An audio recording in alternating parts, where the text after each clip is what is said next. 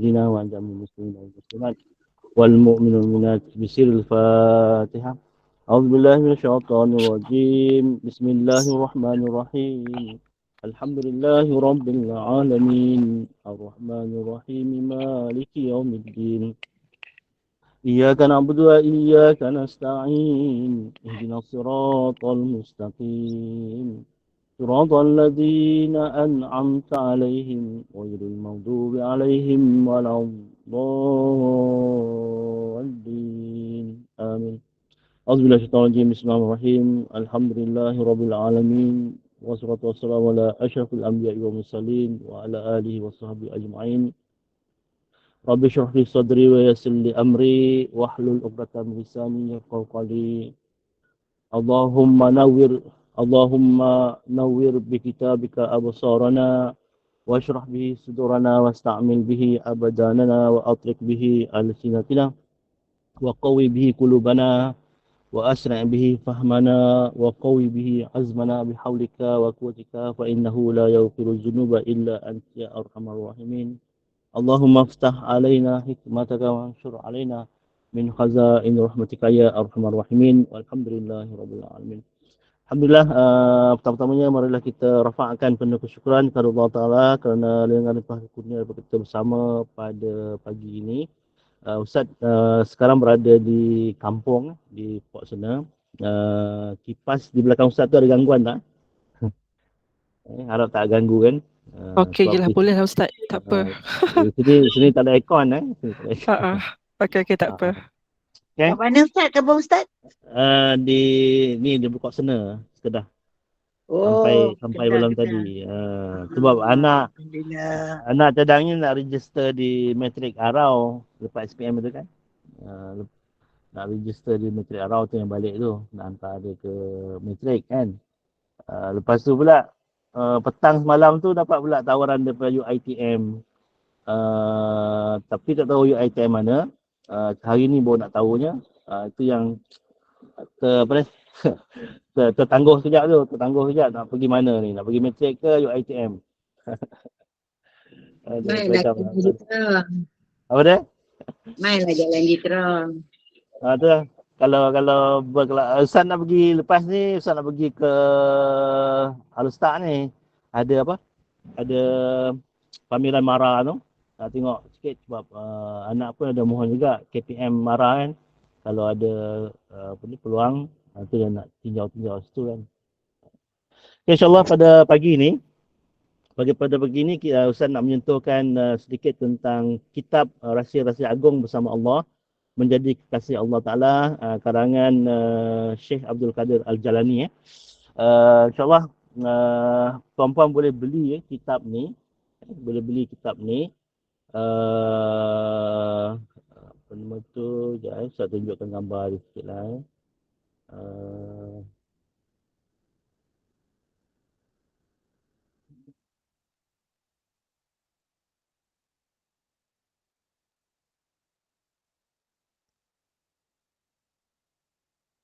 Nampak tak? Okay, Rahsia Agung bersama Allah Ta'ala, Rahsia Agung berjumpa Allah. Tajuk dia menjadi kekasih Allah, iaitu 62 pedoman hidup untuk menjadi kekasih Allah. Ini adalah wasiat dan nasihat kerohanian daripada Syekh Abdul Qadir Al-Jailani. Di mana kita tahu bahawa Syekh Abdul Qadir Al-Jailani ini adalah cucu ke-10 Rasulullah SAW. Cucu yang ke-10 Rasulullah SAW, iaitu nama beliau ialah Muhyiddin Abu Muhammad Abdul Qadir, yang mana salah silahnya ini daripada puteri baginda Nabi SAW, iaitu daripada Siti Fatimah. Yang mana Abdul Qadir ni, Abu Muhammad Abdul Qadir bin Abi Soleh Musa bin Abdullah Al-Jaili bin Yahya Al-Zahid bin Muhammad bin Daud bin Musa bin Abdullah Al-Mahdi bin Hasan Al-Mutasanna bin Hasan bin Ali bin Abi Talib. Ini mana cucu baginda Nabi SAW yang ke-10 daripada keturunan Nabi SAW, daripada Hasan bin Ali bin Abi Talib. Maksudnya buku ini adalah lebih kurang hampir 1000 tahun lah. Dia punya karangan Syekh Abdul Qadir Al-Jalani ini, seorang ahli sufi dan seorang wali yang terkenal. Semua orang kenal nama Syekh Abdul Qadir Al-Jalani. Kitab ni lah kita nak sama-sama kongsikan pada sesi Ustaz insya-Allah pada pagi Sabtu ini sebelum pengajian tajwid tu. Kita akan kongsikan inilah. Sebab tajwid pun kita dah, kata orang tu dah habis lah kan. Cuma kita nak betulkan bacaan Al-Quran kita insyaAllah. Okay. Sebelum kita nak mulakan dengan kitab ini, itulah apa yang disebutkan oleh Allah Ta'ala kepada kita semua. A'udzubillahi minasyaitonirrajim. Inna aradna al-amanata 'ala as-samawati wal ardi wal jibali fa abaina ay yahmilnaha wa ashfaqna minha wa hamalaha al-insan innahu kana zaluman jahula. Yang mana maksudnya sesungguhnya kami telah mengemukakan amanah kepada langit, bumi dan gunung-gunung. Maka semuanya enggan untuk memikul amanah itu dan mereka khawatir akan mengkhianatinya. Dan dipikullah amanah itu oleh manusia. Sesungguhnya manusia itu amat jahil dan amat bodoh. Dalam perkara ini, apa yang dikaitkan dengan amanah ini adalah tugas-tugas agama. Tugas-tugas agama, untuk pengajaran, pengajian agama, sesi dakwah dan sebagainya. Ini satu amanah yang sangat berat yang dipikul. Yang mana sebagaimana yang kami grup SPQ ini, IJK SPQ bersama dengan Opah dan semua, Zainon, dan semualah yang sama-sama terlibat, Kak Noh, Hajah Misliah dan sebagainya. Mana mereka ini adalah pekerja-pekerja ataupun pejuang-pejuang, kata orang tu fisabilillah, yang tidak mencari keuntungan langsung. Apabila tidak mencari keuntungan langsung, ia sebenarnya adalah satu perjuangan yang sejati dan dipuji. Tapi itulah kata orang tu, bila kita bersama-sama ni berjuang ni, berbagai-bagai rintangan lah, kerenah dan sebagainya yang kita perlu hadapi. Yang mana kadang-kadang ada yang terasa hati, ada yang tak puas hati dan sebagainya dalam perancangan-perancangan yang kita jalankan. Di sini sebenarnya semuanya adalah kehendak Allah Ta'ala. Dalam perjuangan agama ini, ianya memanglah satu perkara yang amat berat. Itu yang disebutkan oleh Allah Ta'ala, Inna aradna al-amanata 'ala samawati wal jibal. Sesungguhnya Allah Ta'ala pernah mengemukakan amanah ini kepada langit, bumi dan gunung gadang. Tetapi fa'abaina ayyahmilnaha, mereka tak sanggup untuk menanggungnya. Kerana apa? Mereka khawatir akan mengkhianatinya ataupun melalaikannya. Tapi manusia ini, wahamalahal insan, tapi manusia ini sanggup untuk memikulkan amanah agama ini, yang mana memang kita ketahui bahawa dari segi fizikal, dari segi kurniaan Allah Ta'ala, otak dan sebagainya yang diberikan jiwa oleh Allah Ta'ala kepada manusia ini memang sesuai untuk dia menyebarkan agama, mentauhidkan Allah Ta'ala, supaya semua makhluk, termasuk jin, manusia ini tidak mensyirikkan Allah Ta'ala.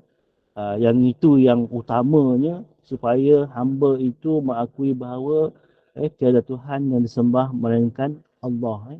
La ilaha illallah. Itu yang topik utama sebenarnya yang kita perjuangkan dalam perjuangan menegakkan agama Allah Subhanahu Wa Taala ini. Yang mana kalau kita lihat semula kepada hadis Nabi sallallahu alaihi wasallam, baginda Nabi sallallahu alaihi wasallam telah pun mengatakan kepada kita dengan mengatakan la yu'minu ahadukum hatta akuna ahabba ilaihi min walidihi wa walidihi wan nasi ajma'in. Yang mana Nabi SAW telah mengatakan kepada kita, ini adalah satu perkara yang perlu kita jadikan pegangan dalam hidup kita. Yang mana Nabi SAW telah mengatakan kepada kita, tidak sempurna iman seseorang dari kamu sehingga dia lebih mencintai aku, ini baginda Nabi SAW, lebih mencintai aku daripada kedua orang tuanya, anaknya ataupun manusia seluruhnya. Begitulah keadaannya bila kita berjuang untuk agama Allah Ta'ala ini adalah berjuang daripada warisan yang ditinggalkan oleh Nabi SAW. Apabila kita mengambil warisan daripada Nabi SAW ini untuk kita sebarkan kepada umat, maknanya di situ kita kena tanamkan kecintaan kita kepada Nabi SAW lebih daripada semua perkara. Semua perkara yang dikaitkan di sini adalah anak, ibu bapa dan sebagainya. Maksudnya benda ini adalah tanggungjawab kita yang perlu kita ambil. Tetapi dalam perjuangan kepada agama Allah Ta'ala ini, Rasulullah SAW sebutkan kepada kita, jangan kamu lebih mencintai keluarga kamu itu lebih daripada mencintai aku. Lebih daripada mencintai Allah Subhanahu Wa Ta'ala. Yang mana kalau kita mendahulukan hidup kita ini untuk keluarga kita, seolah-olah macam satu perkara yang disebutkan la yu'min, tidak beriman di kalangan kamu. So, cuba kita fikirkan balik apa yang disebutkan Nabi SAW ini ada satu perkara yang besar, tuan-tuan, yang perlu kita sama-sama ambil iktibar daripadanya, manfaat daripadanya, bahawa perjuangan untuk menegakkan agama Allah Ta'ala ini adalah satu perjuangan yang mesti kita lakukan. Itu sebablah kalau kita nak berjuang kepada Allah Ta'ala, tak semestinya kita masuk tabligh ataupun kita mesti menjadi anggota PAS dan sebagainya, ataupun mesti kita ada parti-parti yang memperjuangkan. Itu bukan semestinya itu saja kan. Tapi kalau kita macam SPAQ kan, OPAH telah mengkreatkan satu, kata orang tu, perjuangan begini kan, itu juga satu perkara yang dipuji kan. Kita berjuang tidak, kata orang tu, bergantung kepada politik, bergantung kepada kerajaan dan sebagainya. Ini semata-mata perjuangan grup kita bersama-sama.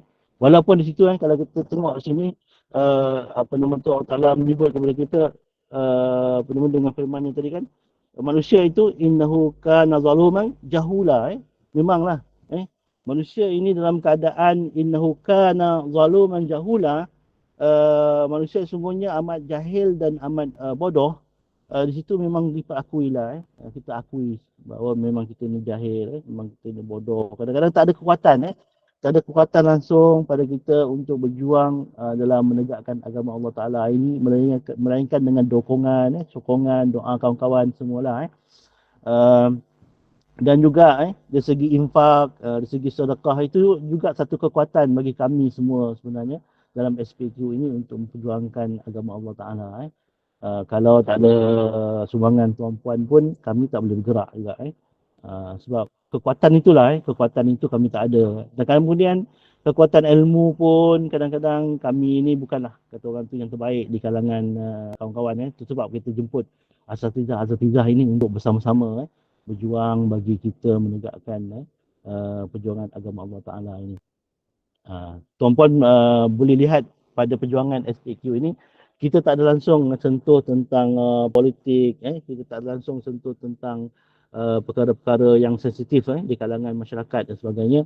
Mudah-mudahan ini kita boleh kekalkan dalam SPQ. Kita akan terapkan agama dan ilmu-ilmu yang bermanfaat untuk sama-sama kita perjuangkan untuk agama Allah Ta'ala ini, insyaAllah.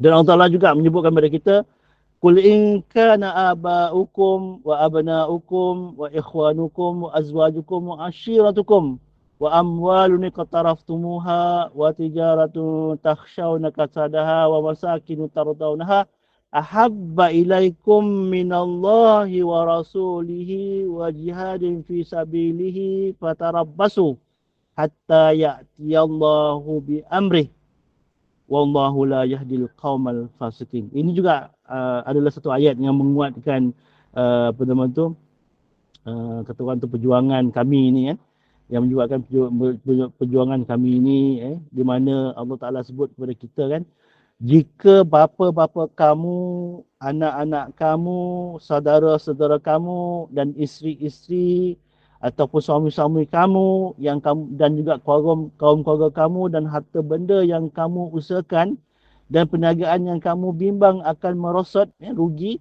dan rumah-rumah tempat tinggal yang kamu sukai, jika semuanya itu menjadi perkara-perkara yang kamu cintai lebih daripada Allah dan Rasulnya dan daripada berjihad untuk agamanya, maka tunggulah sehingga Allah mendatangkan keputusannya, yakni azabnya. Kerana sesungguhnya Allah tidak akan memberi petunjuk kepada orang-orang yang fasik, yang derhaka.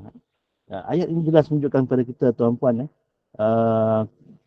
apabila Allah Ta'ala mengatakan kepada Nabi, Kul, katakanlah wahai Muhammad, in kana aba'ukum adalah jikalah bapa-bapa kamu, jikalah ada wa abna'ukum, anak-anak kamu, saudara-saudara kamu ini yang kamu lebih kamu cintai selain daripada Allah Ta'ala dan Rasulnya dan perjuangan pada jihad fi sabilillah ini, fatarabasu, tunggulah. Tunggulah kata Allah Ta'ala, perhitungan Allah Ta'ala kepada kita, perhitungan Allah Ta'ala kepada kita sehingga datang keputusan itu, iaitu azab Allah Ta'ala, kerana Allah tidak akan memberi petunjuk kepada orang-orang itu. Maksudnya tanggungjawab perjuangan agama ini bukan tanggungjawab seorang, tanggungjawab kita bersama. Yang ini yang kita sama-sama perjuangkan supaya kita ini, kata orang tu, tak termasuk mereka yang apa nama tu, yang tidak memperjuangkan agama ni lah, ataupun yang menjadi orang yang terpaksa menunggu. Fatarabbasu, fatarabbasu, tunggulah. Maksudnya nak menunggu kemukaan Allah Ta'ala. Kita tak masuk dalam grup tu. Kita masuk dalam grup mereka yang dicintai oleh Allah Ta'ala, masuk dalam kumpulan mereka yang kata orang tu tidak mencintai keluarga kita. Kita hanya mencintai Allah dan perjuangan kepada agama Allah Ta'ala. Macam itulah sebenarnya perkara yang perlu kita pegangkan dalam hidup kita ini. Bila kita hidup, kena dahulukan Allah Ta'ala, dahulukan Rasul dan agama. Kalau mereka ini semua kita ketepikan, fatarabbasu hatta ya'ti Allah bi amri. Tunggulah saatnya ketika Allah Ta'ala memberi keputusannya kepada kita. Maksudnya keputusan itu adalah azabnya, ataupun keputusan itu yang katakan siksaan Allah Subhanahu Wa Ta'ala kepada kita. Itu yang disebutkan juga pada tu. Semua ini adalah fitnatul lakum, iaitu menjadi fitnah kepada kita semua, iaitu anak kita, cucu kita, isteri kita, keluarga kita. Semua ini adalah fitnah kepada kita dalam perjuangan agama. Ini yang kata orang tu, kadang-kadang setengah daripada kita ini masuk dalam kumpulan tabligh ini, kita nak nak hilangkan perkara-perkara ini lah sebenarnya. Mereka keluar perjalanan Allah Ta'ala 3 hari, mereka keluar 7 hari, 21 hari, kadang-kadang keluar 4 bulan sebagainya. Sebenarnya itu adalah satu perjuangan yang cukup baik sebenarnya bagi kita, kan, untuk kita memperjuangkan agama ini dengan meninggalkan segala apa yang ada dekat dunia ini bagi agama Allah Ta'ala. Itu ada setengah orang buat macam tu. Ada setengah orang tak boleh buat macam tu. Dia mesti ada dengan keluarga dia, dengan anak-anak dia. Tapi macam ni lah, kita kena juga. Ada setengah orang tu menjadi AJK lah kepada masjid, AJK kepada surau untuk menegakkan perjuangan ini. Sebab apa? Kita, setiap individu ini mesti menegakkan perjuangan ini, dan juga SPQ ini. Alhamdulillah, Opah dan grup ini masih lagi memberi, kata orang, kepercayaan kepada Ustaz lah untuk jadi pengusi SPQ ini. Mudah-mudahan lah tuan-puan semua sama-sama lah kita bersatu hati, kan, dalam perjuangan kata-kata mendidik umat dan juga mendidik kita sendirilah dalam agama Allah Subhanahu Taala ini, insya-Allah. Okey, dalam buku ini, buku Syekh Abdul Qadir Al-Jalani ni, Ustaz baca dahululah tentang perkara ataupun tajuk yang pertama, itu tundukkan nafsumu sebelum engkau Tundukkan. Tundukkan nafsumu sebelum engkau ditundukkan. Ini bab yang pertama dalam pembicaraan dalam buku Rahsia-Rahsia Agung Berjumpa Allah. Menjadi kekasih Allah Ta'ala.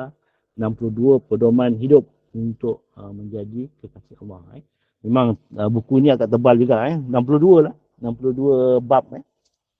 Lebih kurang dalam 600 lebih 650 lebih kan 660 lebih 655 muka surat masa Ustaz beli itu dalam RM38 cubalah tuan-puan tengok dalam Shopee kan berapa harga dia tengok dalam Shopee berapa harga dia kalau kalau di kedai buku yang Ustaz beli itu ada ni harga di belakang dia RM38 RM38. Mungkin di Shopee murah lagi sikit kot ni kedai buku.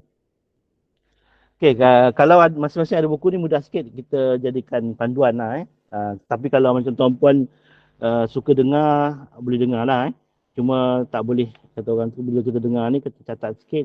Tapi kalau buku ni dia ada lengkap dia punya ni. Kita boleh jadikannya sebagai kata orang tu rujukan kita lah bila kita masa-masa lapang kita nak baca buku yang bermanfaat untuk diri kita, baca buku ni tajuk pertama adalah tundukkan nafsumu sebelum engkau ditundukkan disampaikan oleh Syekh Syed Muhyiddin Abdul Qadir Al-Jalani ini di Madrasah Al-Ma'ruf Al-Ma'murah pada hari Ahad 3 Syawal 545 Hijrah. Itu yang Ustaz katakan tadi lebih kurang dalam 900 tahun lebih 900 tahun lebih, hampir 1000 tahun pengajaran yang ditulis dalam buku ini untuk kita baca pada hari ini untuk kita baca pada hari ini apa yang disampaikan oleh cucu Nabi SAW yang ke-10 ni Okey, berpaling daripada Allah SWT kata Syekh Qadir, berpaling daripada Allah SWT ketika turunnya hukum-hukumnya berarti matinya agama binasanya tauhid, musnahnya keredaan dan keikhlasan sedangkan hati orang mukmin tidak mengetahui mengapa dan bagaimana hendak melayan dorongan nafsunya. Bahkan ia berkata benar semua nafsu itu mesti dilawan, ditentang dan dimusuhi. Oleh demikian, barang siapa yang ingin memperbaiki dirinya, maka hendaklah dia berlatih untuk memerangi nafsunya sehingga dirinya bebas daripada cengkaman kejahatan dan pengaruh nafsu kerana seluruh nafsu itu mengajak kepada kejahatan itu sebab Allah Taala sebut kepada kita auzubillahi minasyaitonir rajim ya ayyatuhan nafsul mutmainnah irji'i ila rabbiki radiyatan mardiyah wadkhuli fi ibadi wadkhuli jannati surah Al-Fajr ataupun di akhir surah Al-Fajr yang maksudnya wahai jiwa yang tenang ya ayyatuhan nafsul mutmainnah wahai jiwa yang tenang irji'i ila rabbiki radiyatan mardiyah kembalilah kepada Tuhanmu wahai jiwa dengan penuh redha dan redainya kembalilah kepada Tuhanmu dengan penuh redha dan redainya maka masuklah kamu ke dalam golongan fadkhuli fi ibadi masuklah kamu ke dalam golongan hamba-hambaku dan masuklah kamu ke dalam syurga-Ku. Dalam ayat ini jelas kita menunjukkan kepada kita bahawa dengan demikian maka sudah pastilah ketakwaan dan hilang daripadanya segala keburukan serta tiada kebergantungan kepada makhluk. Hal ini telah berlaku kepada Nabi Ibrahim Khalilullah. Baginda telah terlepas daripada kongkongan nafsunya. Daripada kongkongan nafsunya dan menghidup dengan tenang, bebas daripada pengaruh nafsu yang selalu mendorong manusia kepada melakukan kejahatan. Yang mana kita tahu bahawa nafsu ini mengajak kita ke arah keburukan, mengajak kita ke arah kejahatan. Apabila kita dapat menenangkan nafsu ini, itu yang disebutkan ya ayyatuhan nafsul mutmainnah. Wahai nafsu jiwa yang tenang. Nafsu ini termasuk dalam diri kita lah, jiwa kita ini. Setiap insan ini jiwanya ada jasad dan nafsu. Dalam diri dia tu ada kita lah, ada jasad kita dan kita ada roh, ada dalam roh kita ada nafsu. Itu sebablah kalau macam kebergantungan kita ini kita tidak kata orang tu etikadkan kepada Allah Ta'ala, itu yang timbul pelbagai perkara dalam kehidupan kita. Kalau kita lihat di sini kan, kalau ini bagi contoh lah, contohnya bagi mereka yang tak kahwin lagi, kita akan cakap, kau ni bila nak kahwin? Siapa nak jaga kau masa kau tua nanti? Siapa nak jaga kau masa kau tua nanti? Kahwin lah, carilah pasangan untuk kahwin. Kalau perempuan carilah laki untuk suami. Kalau laki-laki carilah isteri kan. Kahwin lah, siapa nak jaga kamu kalau kamu tak kahwin lagi. Itu yang pertama lah. Kemudian yang kedua, bila dah kahwin tu, bila lagi nak ada anak ni? Bila lagi nak ada anak ni? Siapa nak jaga kau bila kau tua besok? Bila tak ada anak ni, tak ada orang jaga kau nanti. Cubalah usahakan untuk supaya dapat anak. Itu yang kedua lah. Yang ketiga, bila dapat anak tu, dapatlah anak laki-laki. Kan orang bersuka lah. Tapi orang ni, kata orang tu masih lagi nak bercakap kan. Allah, kau ni takkanlah anak laki-laki lagi apa saja kan. Carilah, usahalah juga anak perempuan. Kamu ingat menantu kamu besok nak jaga kamu ke? Kamu ingat menantu kamu besok nak jaga kamu ke? Itu maksudnya masa lagi kita fikirkan siapa nak jaga kita masa tua kan. Dan orang tu bercakap, siapa nak jaga kita masa tua? Maka bila kita usaha-usaha dapatlah anak perempuan ni, anak perempuan, ataupun orangnya dapat anak perempuan je, tak ada anak laki-laki kan. Lepas tu cakap lagi, kalau kau ni tak dapat anak laki-laki, anak perempuan ni, dah tentu dia ikut suami dia. Dah tak tahu siapa nak jaga kau nanti. Dah tentu tak ada siapa nak jaga kau. Kalau dia tak dapat anak lelaki lah, dia dapat anak perempuan je kan. Yang tadi dapat anak lelaki je. Dapat anak lelaki, dia orang akan cakap apa? Nak ke menantu kau jaga kau? Bila anak dapat anak lelaki je, nanti anak-anak kau ikut suami dia, siapa jaga kau? Timbul lagi kan. Kemudian yang berikutnya, bila kita dapat anak lelaki, anak perempuan, orang bercakap lagi. Itulah kalau masa kita tua besok, anak-anak kita ni, biasalah kan, dia ada keluarga kita, dia ada keluarga sendiri kadang-kadang itulah. Orang tua-tua ni abai. Masih lagi tak puas hati dengan manusia. Masih lagi tak puas hati dengan manusia. Itu sebablah kebergantungan kita ini, hendaklah kita bagi kebergantungan kita kepada Allah Ta'ala. Jangan kepada makhluk. Bila kepada makhluk ini semua ada kelemahan dia. Ada kelemahan dia. Kalau kita seorang, siapa nak jaga kita? Padahal Allah Ta'ala itu ada, itulah disebutkan kepada kita Nabi Ibrahim Khalilullah. Nabi Ibrahim AS itu adalah mereka yang terlepas daripada kungkungan nafsu dia. Yang perlu kita ambil pengajaran betul-betul bahawa kehidupan Nabi Ibrahim ini adalah betul-betul tawakal kepada Allah Ta'ala. Betul-betul kepada Allah Ta'ala saja. Ketika jiwanya tenang, datanglah berbagai-bagai jenis makhluk. Orang menawarkan bantuan dan pertolongan kepada Nabi Ibrahim ini. Ketika itu baginda Ibrahim AS menjawab apa? Aku tak memerlukan pertolongan kamu sekalian. Demi Allah. Dialah Allah yang mengetahui keadaanku dan memenuhi segala permintaanku. Maksudnya, kebergantungan Nabi Ibrahim AS ini adalah kerana Allah Ta'ala sahaja. Itu yang kita nak, supaya pergantungan kita ini adalah kepada Allah semata-mata. Kepada Allah semata-mata. Biarlah apa keadaan kehidupan kita, yang penting Allah ada bersama kita. Itu sebablah kita kena basahkan lidah kita dengan zikrullah, banyakkan selawat, banyakkan baca Quran, supaya kehidupan kita ini ada ketenangan dan dapat ketenangan tersebut yang diberi oleh Allah. Kalau kehidupan kita, lidah kita ini keluar je, suka bercakap yang perkara-perkara dunia je kan, itu yang menjadi masalah dalam kehidupan kita kan. Kita tak basahi lidah kita dengan zikir kepada Allah Ta'ala. Setiap masa ini kita kena zikirlah. Kalau tak istighfar, selawat kan. Jangan kita jadikan lidah kita ini tak dibasahi dengan zikrullah. Ketika masak lah tuan-puan, ibu-ibu, ayah-ayah kan, kita masak, buat kerja kan. Ucaplah subhanallah, subhanallah, subhanallah, subhanallah. Ini kena kebiasaan lah. Kena jadi kebiasaan dalam diri kita.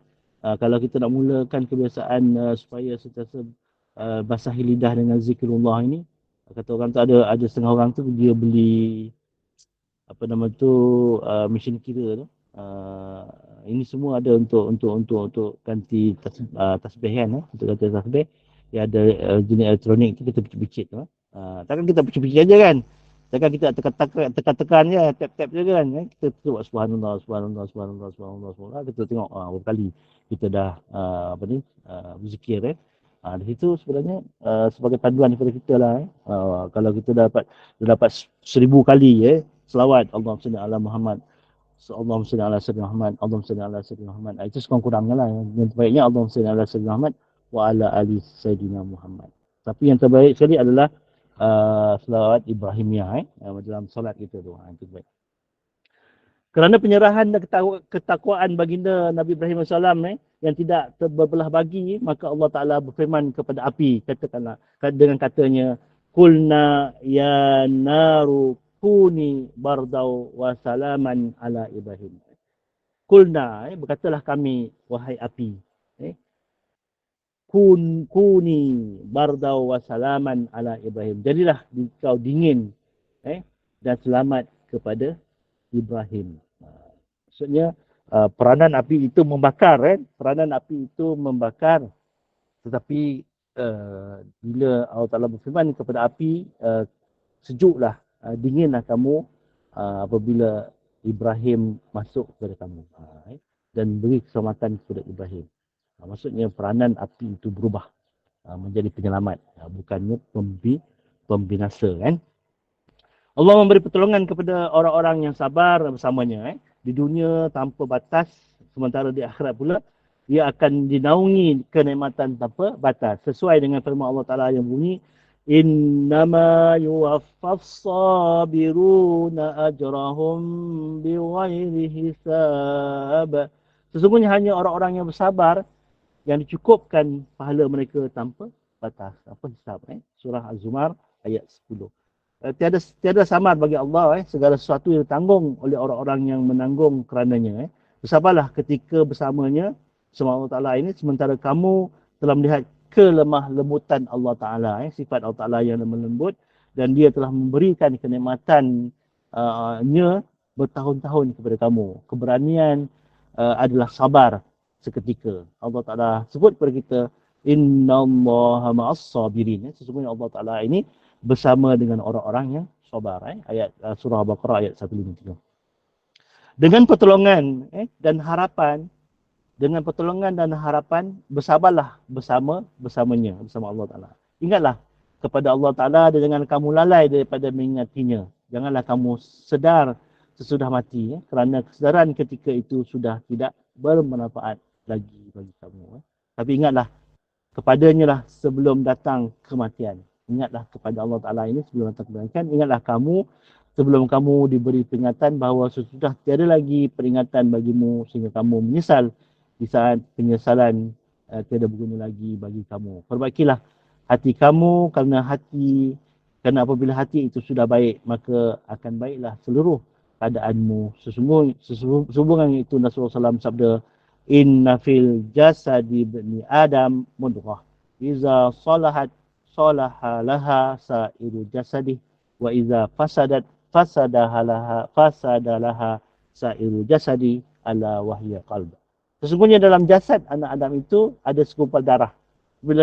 Apabila segumpal daging, hati. Apabila daging itu baik, maka baiklah seluruh jasadnya. Apabila daging itu rosak, maka rosaklah seluruh jasadnya. Ketahuilah ala wahya qalb. Dia adalah hati. Maksudnya dalam kehidupan kita ini yang kita perlu jaga betul-betul. Hati kita, niat kita kan.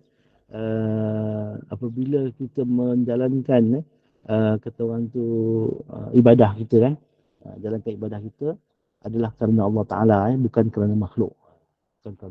Ini jangan kita rajin beribadah itu kerana ada pak mentua, ada mak mentua orang rajin kita semayang Nampak betul tangan Allah Akbar. Solat. Jangan bila tak ada mereka ini, kita tak buat lah. Solat sunat ke solat apa. Itu punya ibadah yang bukan lillahi ta'ala, bukan kerana Allah Ta'ala. Kita jaga hati kita kerana orang. Jaga hati kita ini kerana Allah Ta'ala. Kerana sebagaimana yang kita ketahui bahawa makanan jasad ini adalah nasi, kemudian kita perlukan buah-buahan, air sebagainya. Itu adalah makanan kepada jasad. Tetapi makanan kepada hati kita atau rohani kita ni apa? Takkan nak makan nasi juga rohani. Rohani dia adalah makan, dia adalah zikir. Zikrullah. Rohani adalah makanannya baca Quran. Baca Quran itu adalah makanan kepada rohani kita. Sebab dia sebutkan dalam hati itu, dalam diri kita itu ada daging, yang mana bila baik daging ini, maka baiklah seluruh jasad itu. Maksudnya bukannya dari segi perbuatan daging ataupun hati itu tak ada penyakit, ataupun tak kena sakit yang perlu diubat, tetapi yang ini adalah sakit yang berkaitan dengan rohani. Sakit yang berkaitan dengan rohani. Jika rohani dia itu baik, maka seluruh perjalanan kehidupan dia akan menjadi baik. Itu sebablah kalau macam kata orang tu, bila kita mengerjakan solat itu, maka kita akan terhindar daripada sebarang maksiat, kan. Bila kita mendirikan solat, inna solata tanha 'anil fahsya'i wal munkar, kan disebutkan inna solata tanha 'anil fahsya'i wal munkar. Sungguh solat itu mencegah kamu daripada mengerjakan yang fahsyak dan juga yang munkar. Tapi kita masih lagi mengerjakan yang fahsyak dan munkar. Kenapa? Adakah solat kita tak sempurna? Itu kita kena lihat sendirilah. Solat kita, bacaan dalam solat kita itu betul tak betul, Fatihah kita, kan. Permohonan dalam setiap rukun-rukun solat itu, zikir dia, adakah kita sebut dengan baik, dengan sempurna. Kemudian selawat di akhir solat itu, adakah tahiyat kita itu betul. Itu semua perlu diperbaiki. Tapi kalau kita dah baik semua, kan, Fatihah kita ustaz dengar dah bagus, semua baca-bacaan dah bagus, tapi kita masih lagi buat benda-benda yang maksiat ini ataupun benda-benda yang mungkar. Di situ kita banyakkan doa kepada Allah Ta'ala. Tapi dengan syarat jangan tinggalkan solat. Yelah, diri kita ini pelbagai lah, kan. Kita kadang-kadang lupa, kan. Itu sebablah wazid wa yanqus, hati atau iman kita ni bertambah dan juga berkurang, bertambah dan juga berkurang. Ketika iman kita ini bertambah, bukan main lagi, kan. Bukan main lagi, kita bangun awal subuh, sebelum subuh kita bangun, kemudian solat tahajudnya, kemudian pergi masjid solat subuh sebagainya. Itu ketika iman kita tengah bertambah, kan. Tapi ketika iman kita berkurang, kan, semuanya malas. Maka di situlah kita hendaklah cuba bersangka baik dengan Allah Ta'ala dan berdoa supaya Allah Ta'ala memberi hidayah kepada kita. Memperbaiki hati itu hanya dapat dilakukan dengan takwa, tawakal kepadanya. Takwa, tawakal kepada Allah Ta'ala. Mengesakannya dan melakukan dan berlaku ikhlas dalam setiap amal yang dilakukan semata-mata kerana Allah Ta'ala. Tuan-tuan kena ingat, macam mana kita memperbaiki hati. Yang pertama, takwa. Takwa ni selalu disebut dalam solat Jumaat, kan. Ittaqullah haitsuma kunta. Takutlah kepada Ta'ala di mana-mana saja kamu berada. Dan juga ya ayyuhallazina amanu taqullaha, wahai orang beriman, bertakwalah kamu kepada Allah Ta'ala. Takwa itu apa yang tuan-tuan maksudkan? Adakah takut kepada Allah Ta'ala saja, ataupun adakah kita melakukan satu perkara itu, kita tahu bahawa Allah Ta'ala itu melihat. Takwa maknanya mana takwa itu sebenarnya menangkumi semua tu lah. Memang takut, kita takut kepada Allah Ta'ala, Kerana Allah Ta'ala melihat apa yang kita lakukan. Bila kita tinggalkan solat, Allah Ta'ala akan minta malaikat catat keburukan kepada kita sebagainya. Itu yang dikatakan takwa.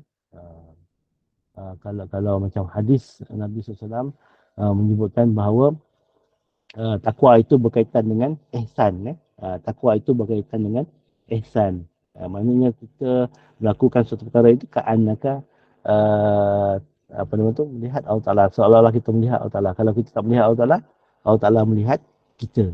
Itu katakan tafsiran ihsan. Kemudian bila kita dah bertakwa, tawakal. Tawakal tu serah diri kepada Allah Ta'ala. Contohnya macam kita dah buat kerja yang terbaik, hendaklah kita lepas tu tawakal kepada Allah Ta'ala. Jangan kita tawakal semata-mata kan. Jangan kita tawakal semata-mata tanpa usaha yang kita boleh laksanakan atau lakukan. Kemudian yang ketiga, mengesakan Allah Ta'ala. Iaitu dengan mentauhidkan Allah Subhanahu Wa Taala, tidak mensyirikkan Allah Ta'ala dengan sesuatu yang lain. Itu yang perkara yang asas yang perlu kita ketahui, yang perlu kita ada. Dan juga berlaku ikhlas dalam setiap amal yang dilakukan semata-mata kerana Allah Ta'ala. Maksud ikhlas ni tidak kerana yang lain. Kata orang tu tak takut bini. Kalau takut bini masalah aku solat dan tak boleh. Ataupun yang tadi yang disebutkan tadi, pak orang tua dan sebagainya.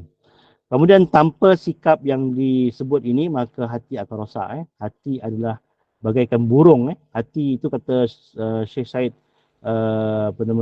Qadir Al-Jalani ni kata, hati itu adalah bagaikan burung di dalam sangkar. Atau bagaikan belian di dalam ikatannya. Atau bagaikan harta yang tersimpan dengan sempurna di dalam almari. Adapun yang diperhitungkan di sini adalah burungnya, bukan sangkarnya. Beliannya bukan pengikatnya. Hartanya bukan almarinya. Bayangkanlah, seekor burung tanpa sangkar, sebentuk belian tanpa ikatan, dan setumpuk harta tanpa tempat menyimpannya. Maksudnya terdedah lah. Terdedah. Macamnya burung kalau dia tak ada sangkar, dia terbang lah. Kalau macam berlian ni, tak ada pengikat dia, tak sempurna lah berlian tu. Maksudnya kita pakai kat cincin kan, ada pengikat dia. Ataupun kita pakai berlian itu di kalung. Dia ada pengikat itu, baru dia akan sempurna kan. Baru nampak kesalahan berlian dan kemahalan berlian itu. Berlian itu mahal kan. Bila ada pengikatnya. Kalau harta itu adalah tersimpan dalam almari, ada tempat bekas simpanan harta. Kalau terdedah harta, sama juga lah. Terdedah harta orang nampak itu, dah tentu orang akan ambil. Kemudian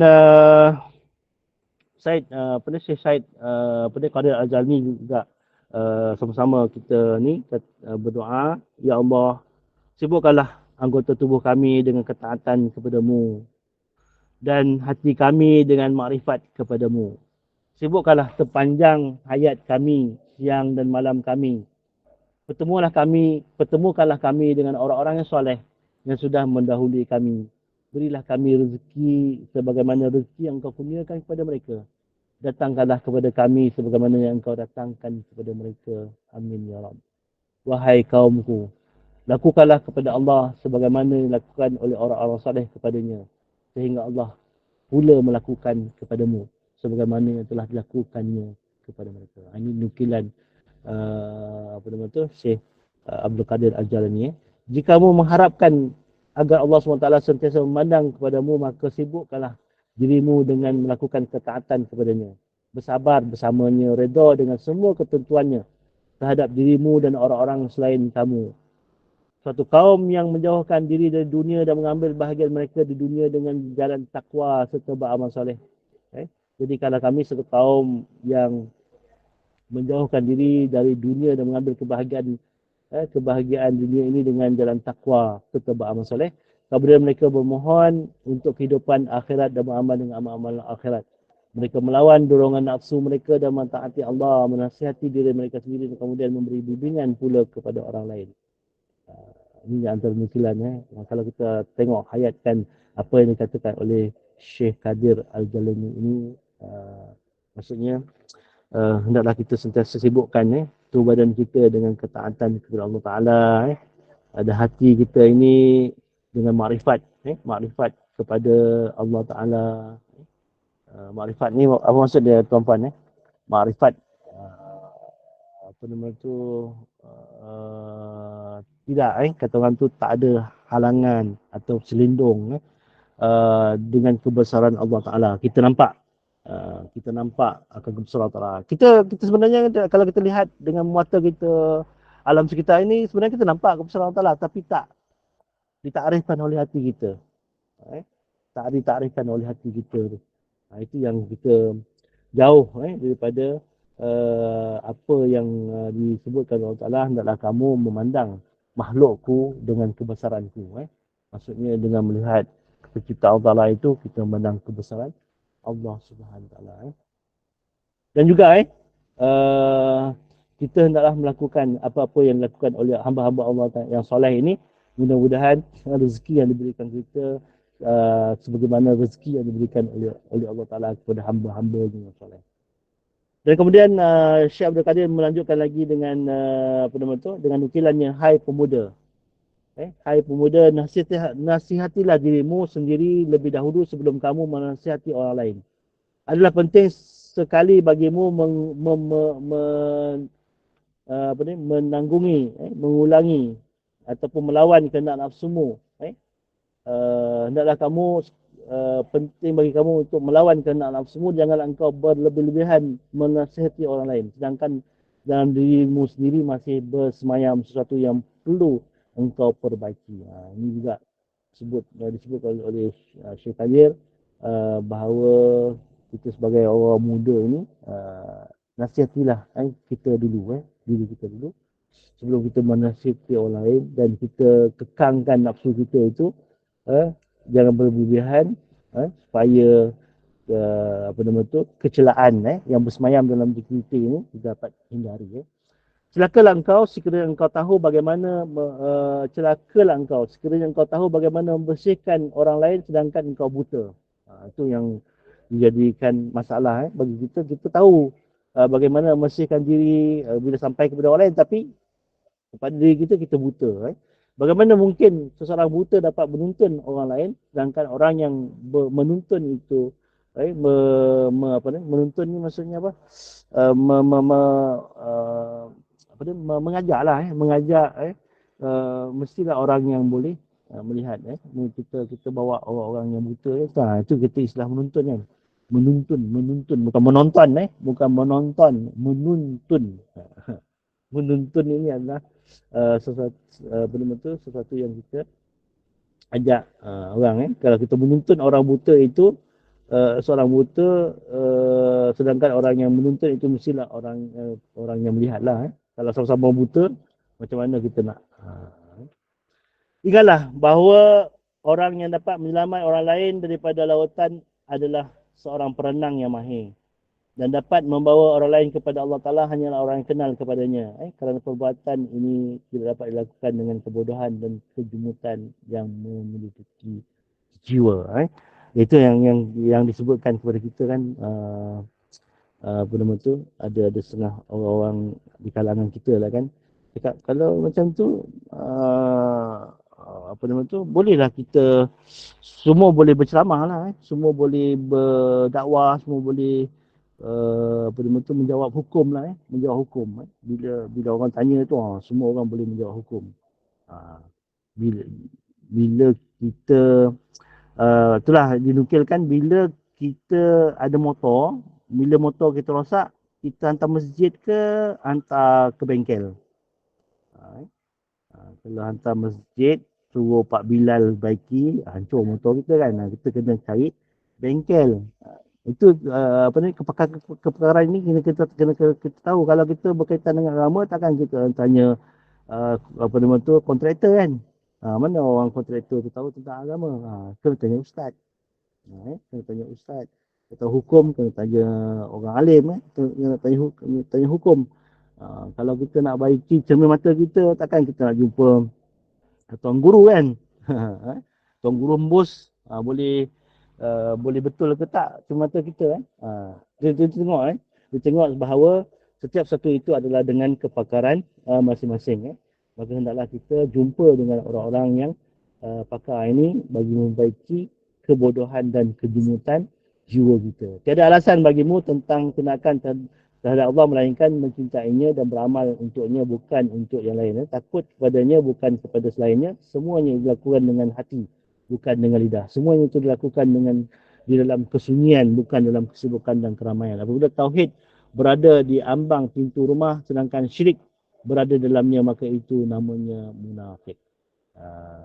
Bagus kalau kita baca buku apa nama tu menjadi kasih Allah Taala ni untuk mengubat hati maka di situ kita bila kita lihat apa yang dikatakan oleh Syekh Qadir Al-Jalani ni kalaulah kita membawa tauhid di ambang pintu rumah kita sedangkan syirik berada dalamnya maka macam mana kita nak bawa masuk maksudnya semuanya ini kena bersih jiwa kita kena bersih barulah boleh masuk yang bersih jiwa kita kena apa nama tu ada ilmu barulah boleh masuk yang betul dalam jiwa kita InsyaAllah kita akan sambung lagi tentang apa nama tu perbicaraan buku menjadi kasih Allah ni kitab menjadi kasih Allah Taala ini dalam siri akan datang.